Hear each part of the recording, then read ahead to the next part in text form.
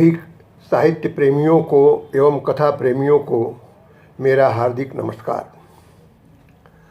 महान आंचलिक कथाकार एवं उपन्यासकार फणीश्वरनाथ रेणु जी की जन्मशती के अवसर पर संस्कार भारती झारखंड प्रांत द्वारा आयोजित रेणु एकादश कथा वाचन श्रृंखला के इस अंक में फणीश्वरनाथ रेणु की कहानी पंचलाइट का पाठ विकास कुमार जी के द्वारा किया जा रहा है। कहानी सुनते हुए मैं अपने उन दिनों में भ्रमण करने लगा जब किसी भी आयोजन के लिए पेट्रोमैक्स का उपयोग हुआ करता था। पेट्रोमैक्स को केंद्र में रखकर कहानीकार ने गांव के सामाजिक एवं सांस्कृतिक परिवेश का सजीव चित्रण किया है। कहानी एक चलचित्र की तरह लगती है और पाठक अपने को उस समाज के बीच स्वयं को महसूस करने लगता है। आप भी इस कहानी को सुनें और अपने विचार प्रकट करें। धन्यवाद।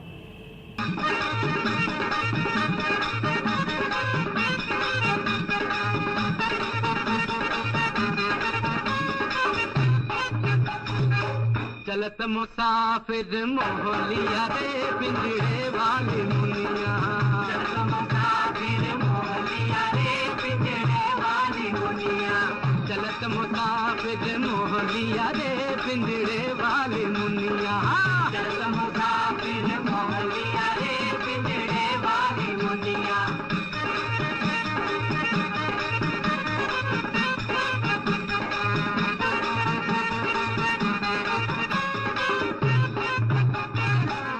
पिछले 15 महीने से दंड जुर्माने के पैसे जमा करके महतो टोली के पंचों ने पेट्रोमैक्स खरीदा है। इस बार रामनवमी के मेले में गांव में सब मिलाकर 8 पंचायतें हैं।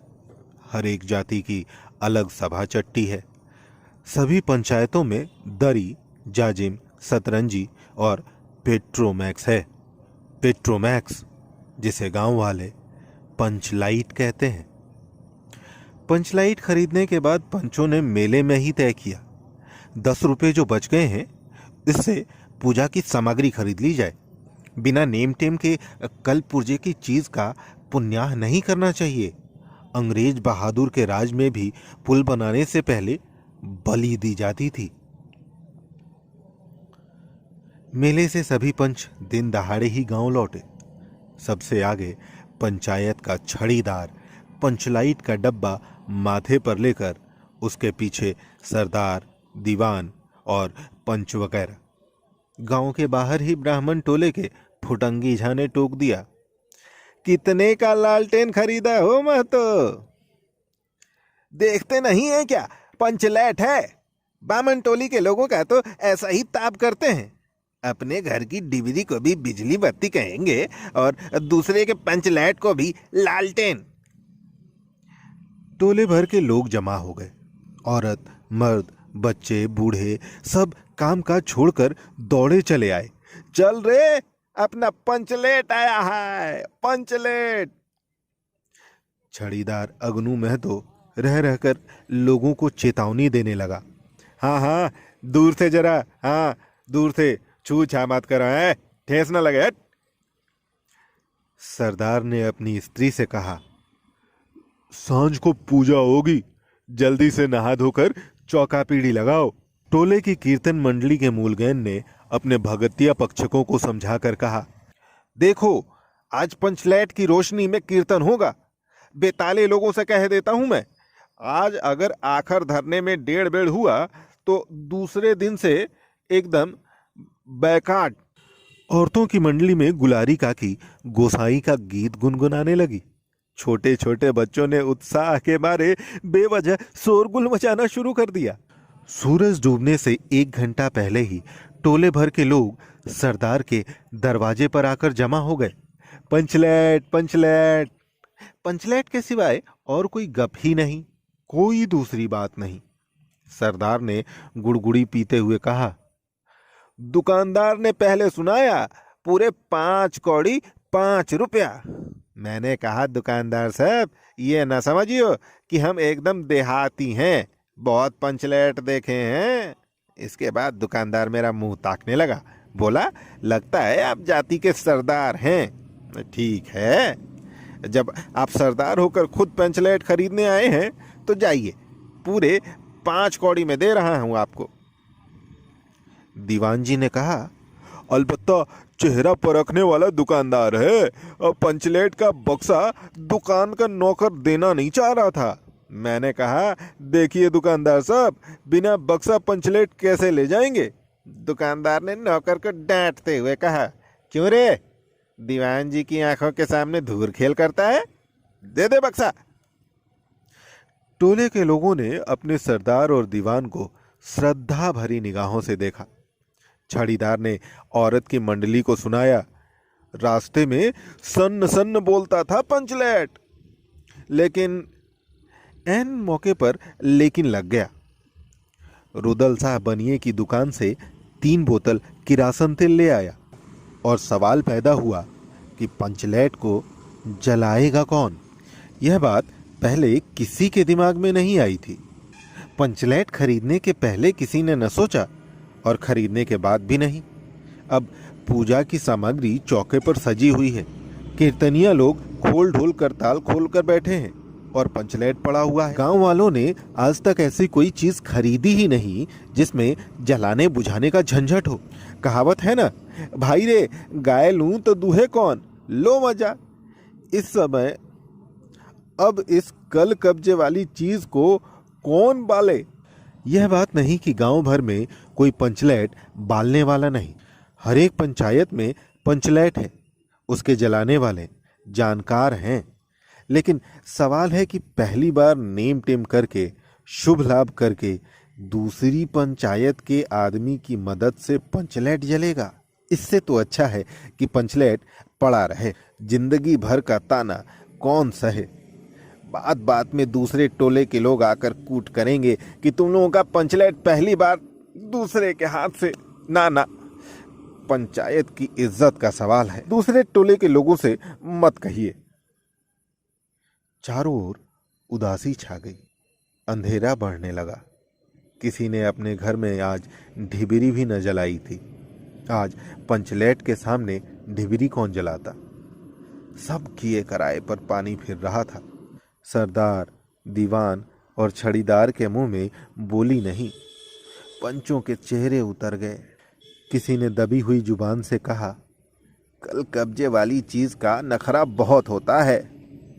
एक नौजवान ने आकर सूचना दी, राजपूत टोली के लोग हंसते हंसते पागल हो रहे हैं, कह रहे हैं कान पकड़ के पंचलेट के सामने 5 बार उठो बैठो, तुरंत जलने लगेगा। पंचों ने सुनकर मन ही मन कहा, भगवान ने हंसने का मौका दिया है, हंसेंगे नहीं।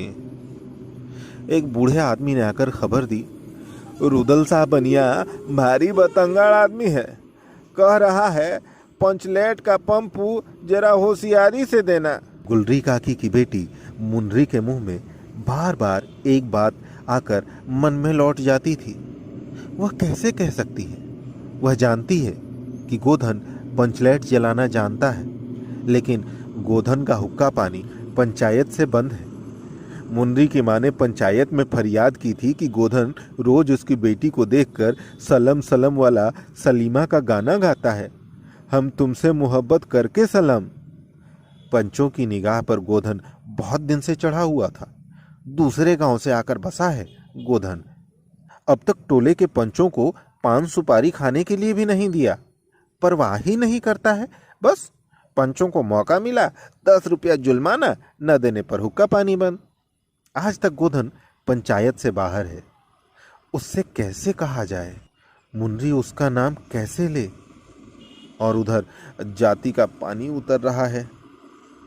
मुनरी ने चालाकी से अपनी सहेली कनेली के कान में बात डाल दी, कनेली चिग चिग चिन।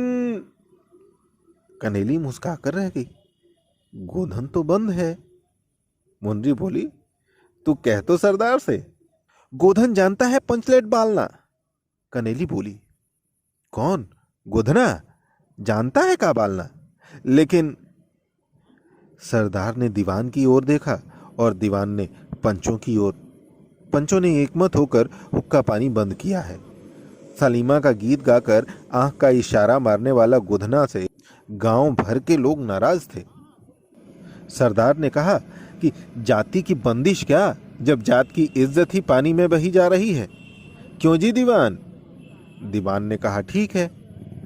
पंचों ने भी एक स्वर में कहा ठीक है, गोधना को खोल दिया जाए। सरदार ने छड़ीदार को भेजा।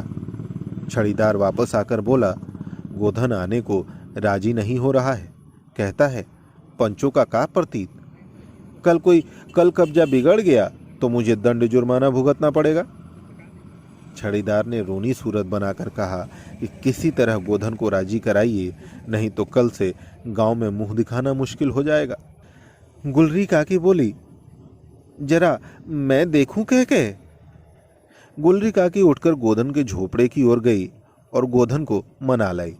सभी के चेहरे पर आशा की नई रोशनी चमक पड़ी। गोधन चुपचाप पंचलेट में तेल भरने लगा। सरदार की स्त्री ने पूजा की सामग्री के पास गोल चक्कर काटती हुई बिल्ली को भगाया। कीर्तन मंडली के मूलगैन मूर्छल के बालों को संवारने लगा तो गोधन ने पूछा, स्पिरिट कहाँ है? बिना स्पिरिट के कैसे जलेगा? लो मजा, अब यह दूसरा बखेड़ा खड़ा हुआ। सभी ने मन ही मन सरदार, दीवान और पंचों की बुद्धि पर अविश्वास प्रकट किया। बिना बूझे समझे काम करते हैं ये लोग। उपस्थित जनसमूह में फिर मायूसी छा गई। लेकिन गोधन बड़ा होशियार लड़का है, बिना स्पिरिट के पंचलेट जलाएगा। थोड़ा गरी का तेल ला दो। मुनरी दौड़ कर गई और एक मछली गरी का तेल ले आई। गोधन पंचलेट में पंप देने लगा। पंचलेट की रेशमी थैली में धीरे धीरे रोशनी आने लगी। गोधन कभी मुंह से फूंकता, कभी पंचलेट की चाबी घुमाता। थोड़ी देर के बाद पंचलेट से सनसनाहट की आवाज निकलने लगी और रोशनी बढ़ती चली गई। लोगों के दिलों का मैल दूर हो रहा था। गोधन बड़ा काबिल लड़का है।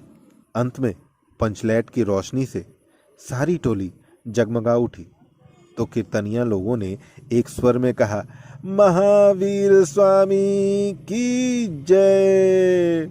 पंचलेट की रोशनी में सभी के मुस्कुराते हुए चेहरे स्पष्ट हो गए। गोधन ने सबका दिल जीत लिया। मुनरी ने हसरत भरी निगाह से गोधन की तरफ देखा। आंखें चार हुई और आंखों ही आंखों में बात हुई। कहा, सुना माफ करना, मेरा क्या कसूर। सरदार ने गोधन को बहुत प्यार से पास बुलाकर कहा, तुमने जाति की इज्जत रखी है, तुम्हारा 7 खून माफ। जाओ खूब सलीमा का गाना गाओ। गुलरी काकी बोली, आज रात मेरे घर में खाना गोधन। गोधन ने एक बार फिर मुनरी की ओर देखा और मुनरी ने पलकें झुका लीं। कीर्तनिया लोगों ने कीर्तन समाप्त कर जय ध्वनि की। जय हो जय हो।